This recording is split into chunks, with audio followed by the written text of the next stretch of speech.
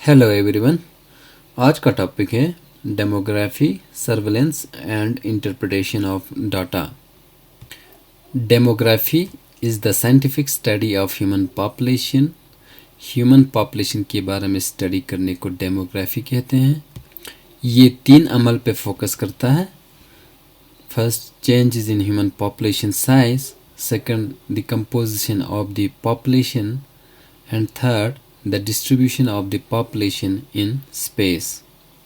ये तीनों phenomena 5 demographic processes determine करता है, such as fertility, mortality, marriage, migration and social mobility. India में डेमोग्राफिक स्टैटिस्टिक का मेन सोर्स है population census, registration of vital events, sample registration system, national sample surveys and adhoc demographic studies.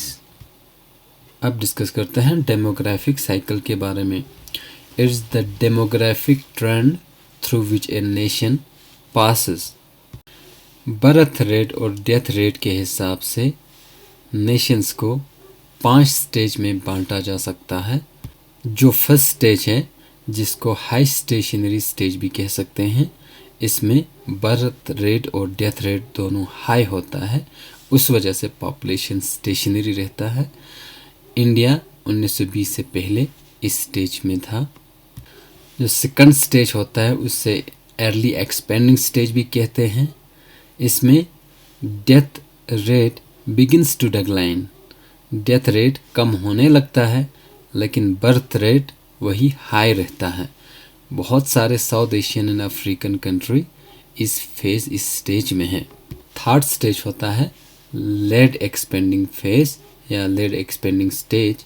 इसमें death rate और थोड़ा कम हो जाता है और बर्थ रेट कम होने लगता है, लेकिन जो बर्थ है वो डेथ से ज़्यादा होता है।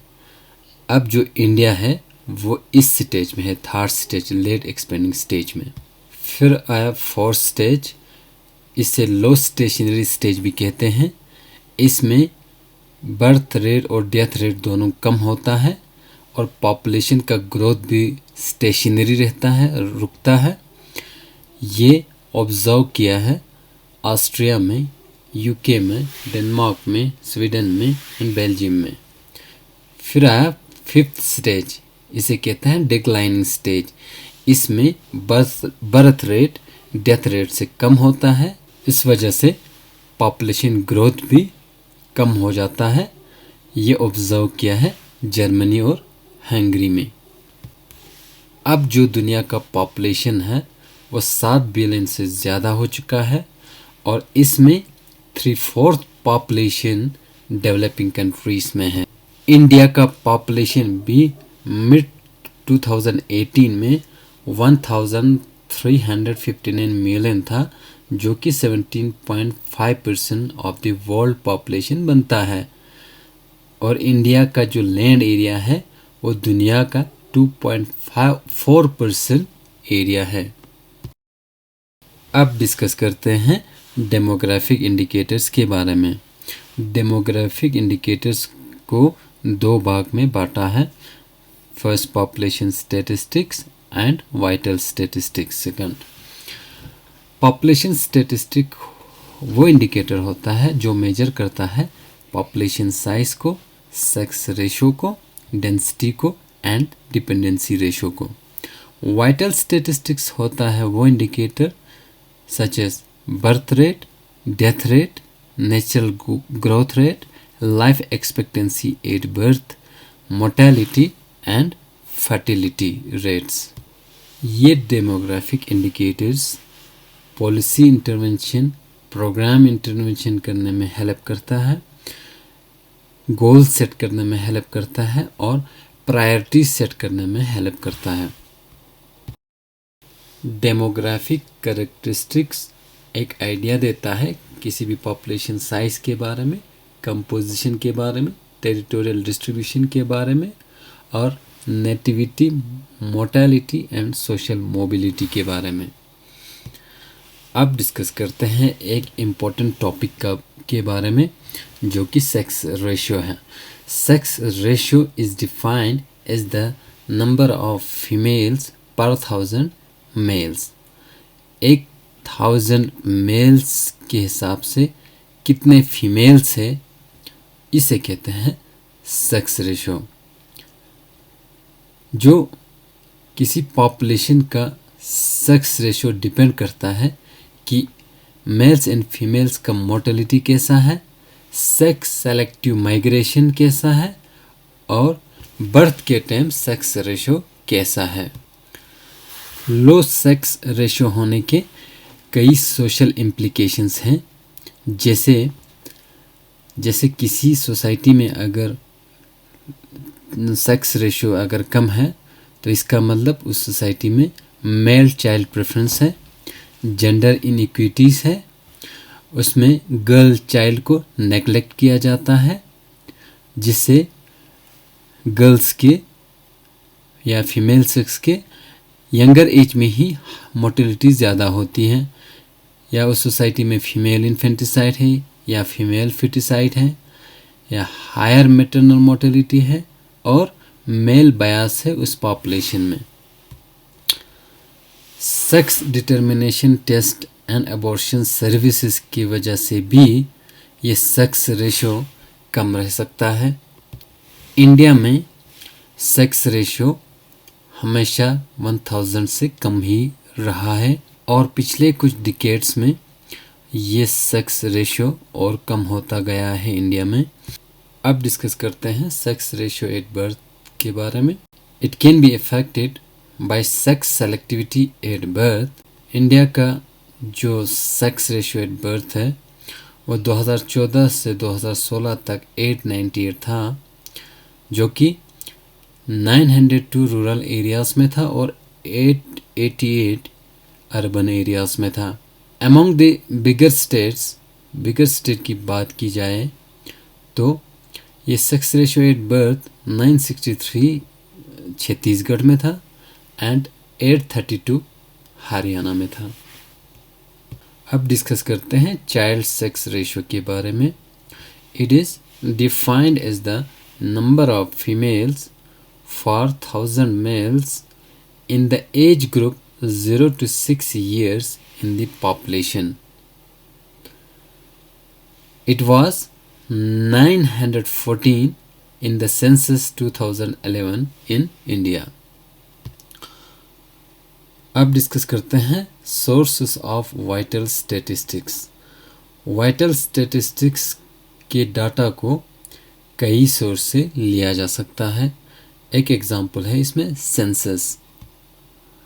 Census is defined by the United Nations as the total process of collecting, compiling, and publishing demographic, economic, and social data pertaining at a specified time or times to all persons in a country or delimited territory। यानी कि किसी भी country में किसी time जब demographic, economic and social data का collection होता है, फिर इसका कंपाइलेशन होता है और पब्लिश किया जाता है, इस प्रोसेस को कहते हैं सेंसस। ये ज़्यादातर हर कंट्री में लिया जाता है हर 10 साल के बाद। इंडिया का जो पहला रेगुलर सेंसस है वो 1881 में शुरू हुआ था, उसके बाद हर 10 साल में हुआ है। जो लास्ट सेंसस है वो हुआ था मार्च 2011 में। सेंसस को यूजुअली हर डिकेड्स के पहले साल के पहले महीनों में लिया जाता है, और जो इसका लीगल बेसिस है सेंसस का वो सेंसस एक्ट ऑफ 1948 में आता है, और इसका जो सुप्रीम ऑफिसर होता है वो होता है census commissioner of India. Census बहुत सारे इंफॉर्मेशन प्रोवाइड करता है, सच एज टोटल पॉपुलेशन के बारे में, और बहुत सारे ग्रुप्स के बारे में, सब ग्रुप्स के बारे में, एज एंड सेक्स डिस्ट्रीब्यूशन के बारे में, सोशल एंड इकोनॉमिक के बारे में लोगों के, और उस कंडीशन के बारे में जिसमें लोग रह रहे हो, जिस कंडीशन में, या उनके इनकम के बारे में और बहुत सारे ऐसे बेसिक इंफॉर्मेशन प्रोवाइड करते हैं सेंसस। अब डिस्कस करते हैं रजिस्ट्रेशन ऑफ वाइटल इवेंट्स के बारे में। The United nation defines a vital event registration system as including legal registration, statistical recording, and reporting of the occurrence of and the collection, compilation, presentation, analysis, and distribution of statistics pertaining to vital events such as live births, deaths, fetal deaths, marriages, divorces, adoptions, legitimations, recognition, annulment and legal separations। यह है UN definition। It keeps a continuous check on demographic changes and has been the foundation of vital statistics। 1873 में government of India ने एक act पास किया था जिसे birth death and marriage registration act कहते हैं, लेकिन ये वॉलेंट्री रजिस्ट्रेशन एक्ट था। ये बंदा अपनी मर्ज़ी से रजिस्ट्रेशन कर सकता था birth death and marriage registration act system में। इस सिविल रजिस्ट्रेशन सिस्टम को इम्प्रूव करने के लिए गवर्नमेंट ने 1969 में central birth and death registration act लाया, जो इनफोर्स हुआ 1 अप्रैल 1970 को। इसमें कंपलसरी रजिस्ट्रेशन करना था बर्थ्स एंड डेथ्स को। इस एक्ट के हिसाब से पूरे इंडिया में बर्थ्स एंड डेथ को 21 डेज में ही रजिस्ट्रेशन करना है। अक्टूबर 2018 से शुरू हुआ कि कोई भी डेथ हो तो रजिस्ट्रेशन कराने के लिए आधार नंबर होना ज़रूरी है। ले रिपोर्टिंग ऑफ हेल्थ इंफॉर्मेशन होता है जब नॉन प्रोफेशनल हेल्थ वर्कर्स ऐसे वाइटल इंफॉर्मेशन को कलेक्ट करते हैं, उसे यूज़ करते हैं और उसे हेल्थ सिस्टम में आगे ट्रांसमिट करते हैं या उसे फॉरवर्ड करते हैं। वाइटल स्टैटिस्टिक्स का एक और सोर्सेस है, वह है सैंपल रजिस्ट्रेशन सिस्टम। ये ड्यूअल रिकॉर्ड सिस्टम है जिसमें एक enumerator continuous birth and death के बारे में इन्यूमरेट करते हैं और एक इन्वेस्टिगेटर सुपरवाइज़र हर 6 महीने बाद एक इंडिपेंडेंट सर्वे करते हैं। सिविल रजिस्ट्रेशन सिस्टम में डिफिसिट होने की वजह से इंडिया ने इसे मिड 1960 में शुरू किया कि ताकि बर्थ एंड डेथ रेट्स को नेशनल एंड स्टेट लेवल्स पे एक रिलायबल इंफॉर्मेशन बना पाए। इस सैंपल रजिस्ट्रेशन सिस्टम से इंफॉर्मेशन मिलता है बर्थ एंड डेथ रेट्स के बारे में, एज स्पेसिफिक फर्टिलिटी के बारे में, मोर्टेलिटी रेट्स के बारे में, इन्फेंट मोर्टेलिटी के बारे में, अंडर 5 मोर्टेलिटी के बारे में, एडल्ट मोर्टेलिटी के बारे में। वाइटल स्टैटिस्टिक्स के और भी कई सोर्स हैं जैसे notification of disease, hospital records, disease registers, record linkage, epidemiological surveillance, population surveys extra. अब डिस्कस करते हैं मॉनिटरिंग के बारे में, जिसका आपने डिफिनेशन याद रखना है। Monitoring is the performance and analysis of routine measurements aimed at detecting changes in the environment or health status of population। ठीक है, मॉनिटरिंग के एग्जाम्पल है जैसे एयर पोल्यूशन को मॉनिटर करना, वाटर क्वालिटी का मॉनिटर करना, ग्रोथ का मॉनिटर करना, न्यूट्रिशनल स्टेटस का मॉनिटर करना एक्स्ट्रा। मैनेजमेंट में मॉनिटरिंग का डिफिनेशन है, monitoring refers to the episodic oversight of the implementation of an activity seeking to ensure that input deliveries, work schedules, targeted outputs and other required actions are proceeding according to the plan। इसी तरह अब discuss करते हैं surveillance के बारे में। ऐसे लगता तो मॉनिटरिंग की तरह है पर इसका डेफिनेशन बिल्कुल अलग है। इसका सर्विलेंस का डेफिनेशन है Surveillance may be defined as the continuous analysis, interpretation, and feedback of systematically collected data, generally using methods distinguished by their practicality, uniformity, and rapidity rather than by accuracy or completeness. Surveillance से किसी भी time या किसी भी जगह या किसी भी लोगों को आप ऑब्जर्वेशन से पहले ही एंटिसिपेट कर सकते हैं कि उस जगह क्या होने वाला है या उस जगह क्या कंट्रोल मेजर लेने की ज़रूरत है। सर्वेलेंस का यही फ़ायदा होता है। जैसे सर्वेलेंस आपने देखा होगा इस कोविड पैंडेमिक में, इसमें जो डाटा होता है या तो वो खुद डिजीज़ होता है या तो वो फैक्टर्स होते हैं जो इस डिजीज़ को इन्फ्लुएंस करते हैं। सर्वेलेंस एसेंशियल होता है, ज़रूरी होता है सर्वेलेंस या अर्ली डिटेक्शन ऑफ एमर्जिंग और रीइमर्जिंग इन्फेक्शियस डिजीज़ में। Surveillance may also be defined as the systematic and continuous collection, analysis, and interpretation of data closely integrated with the timely and coherent dissemination of the results and assessment to those who have the right to know so that action can be taken. Epidemiological practice और public health practice में surveillance एक ज़रूरी हिस्सा है। Surveillance का जो final crux है वो हेल्थ प्रमोशन और डिजीज़ कंट्रोल एंड प्रिवेंशन में हेल्प करता है।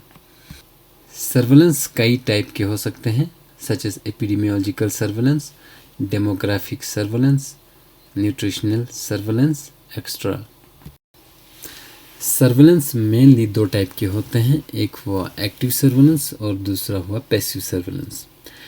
एक्टिव सर्वेलेंस में हेल्थ केयर वर्कर घर घर जाके डाटा कलेक्ट करते हैं, जैसे मलेरिया सर्वेलेंस में किया है। पैसिव सर्वेलेंस में रिपोर्ट्स का इंतज़ार करते हैं, जैसे पेशेंट आया हेल्थ सेंटर पे, फिर हेल्थ केयर वर्कर ने स्पिटम सैंपल निकाला, फिर उसकी रिपोर्ट को कलेक्ट किया और इन्फॉर्मेशन मिला उसको उस रिपोर्ट के हिसाब से। जैसे ट्यूबरकुलोसिस में डॉट्स लेते समय पेशेंट का सैंपल लेना, स्पिटम सैंपल लेना, ये हुआ पैसिव सर्वेलेंस। एक होता है सेंटिनल सर्वेलेंस। सेंटिनल सर्वेलेंस एक मेथड है जो to identify the missing cases.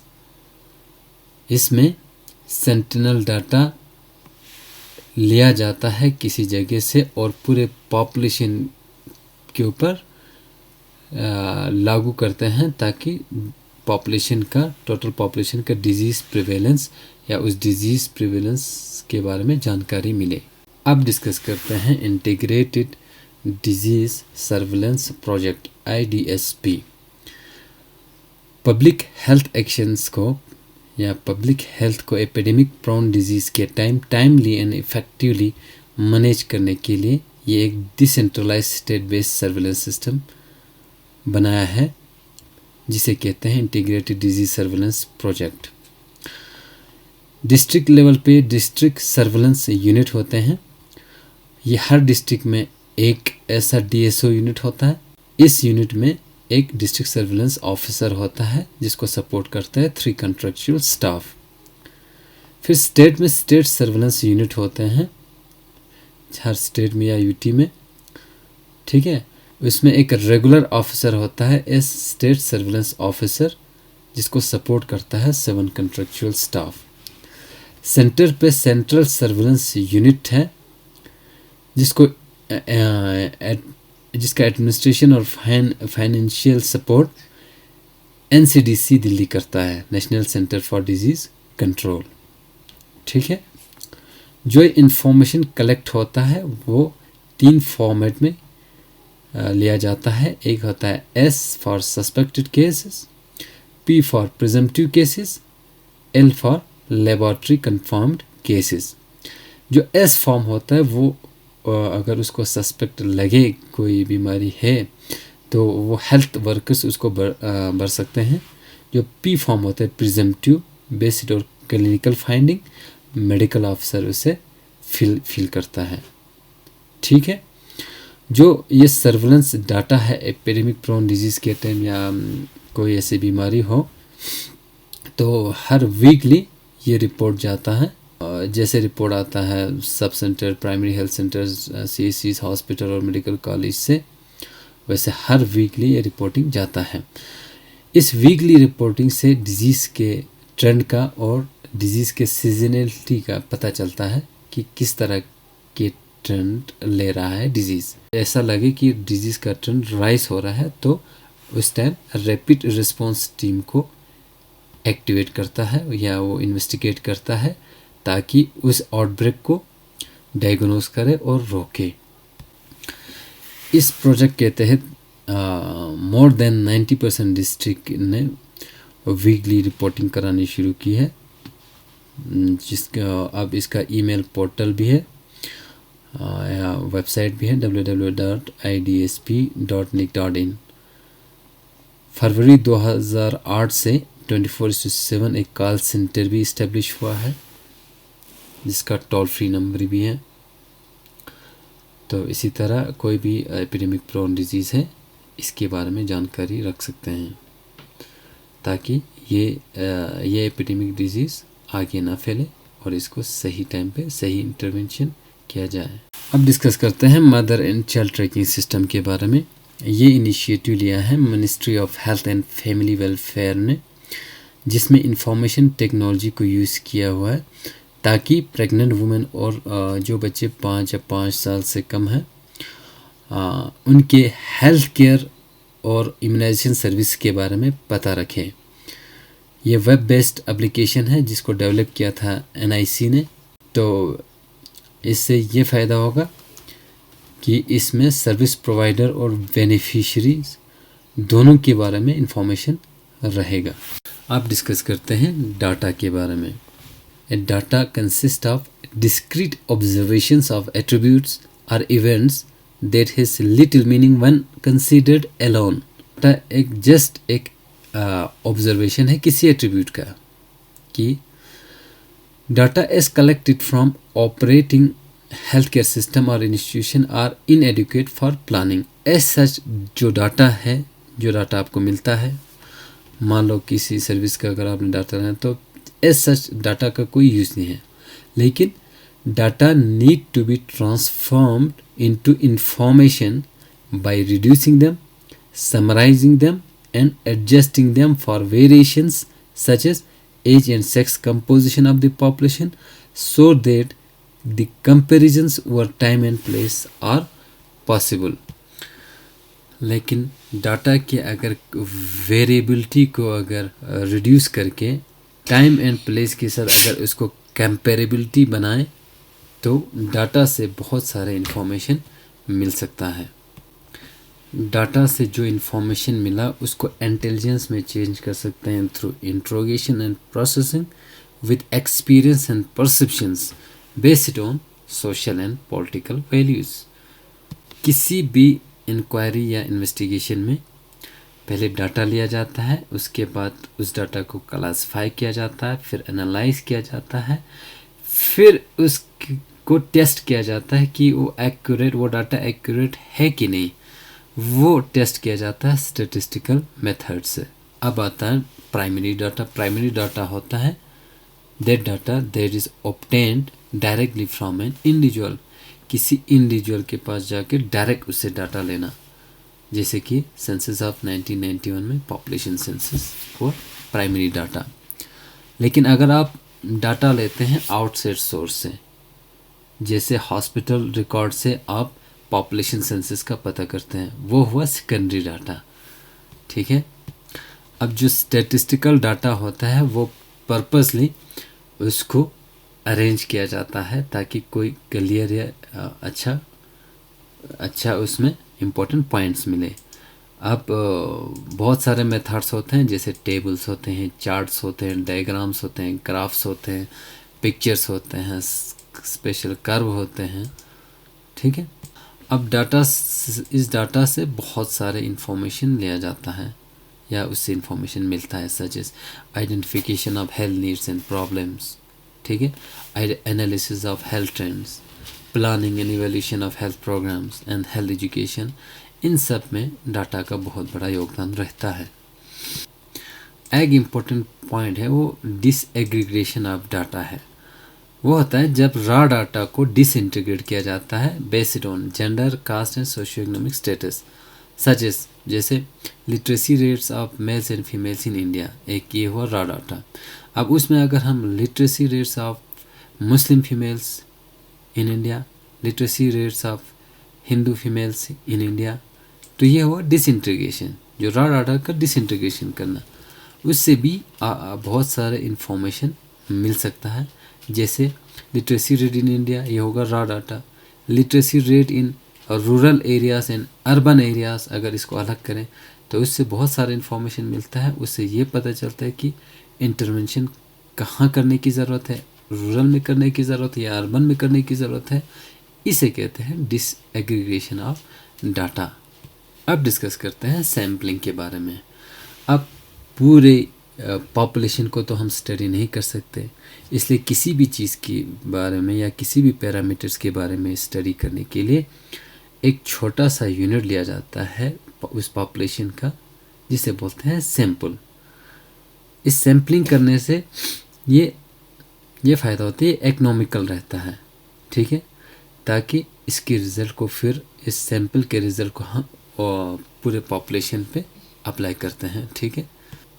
लेकिन सैम्पलिंग करते समय ये इंश्योर करें कि जो भी सैंपल ले रहे हैं या जो भी ग्रुप ऑफ पीपल ले रहे हैं वो कम से कम होल पॉपुलेशन का एक रिप्रेजेंटेटिव हो, मतलब वो ग्रुप एक टू कॉपी टाइप का हो कि होल पॉपुलेशन के कंटेक्स्ट में। सैम्पलिंग में आपने सबसे पहले पॉपुलेशन को डिफाइन करना है, उसके बाद एक सैम्पलिंग फ्रेम तैयार करना है।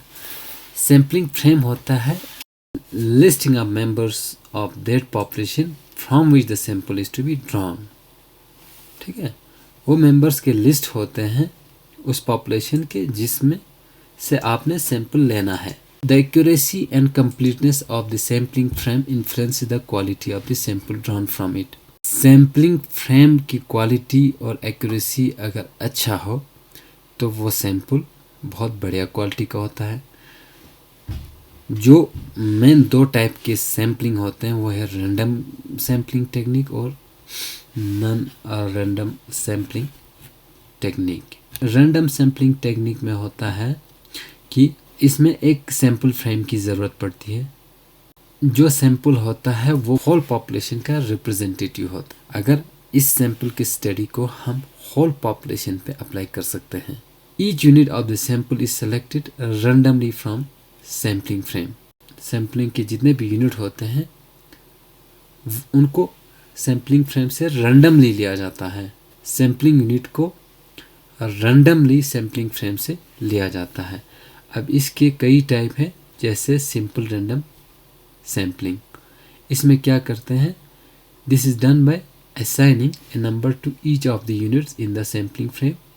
सैम्पलिंग फ्रेम में हमने नंबर असाइन करना है हर यूनिट को और सैंपल ऐसे ड्रॉन करना है कि हर यूनिट को बराबर चांस मिले सैंपल बनने का।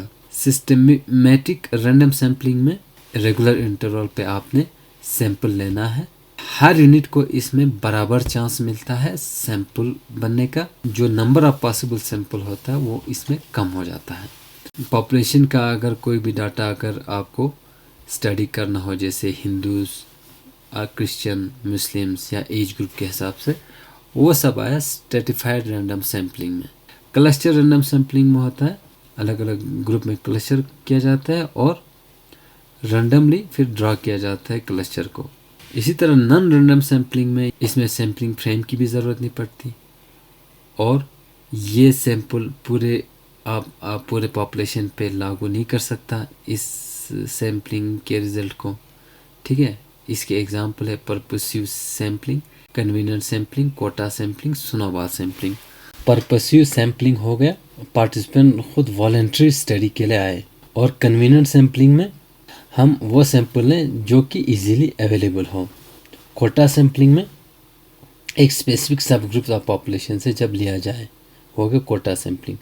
स्नोबॉल सैम्पलिंग में फर्स्ट एलिजिबल सब्जेक्ट अगर हमें पता हो, फिर दूसरे एलिजिबल सब्जेक्ट हैं वो फर्स्ट एलिजिबल सब्जेक्ट के हिसाब से हम उसको जब लिया जाए तो उसे बोलते हैं स्नोबॉल सैम्पलिंग।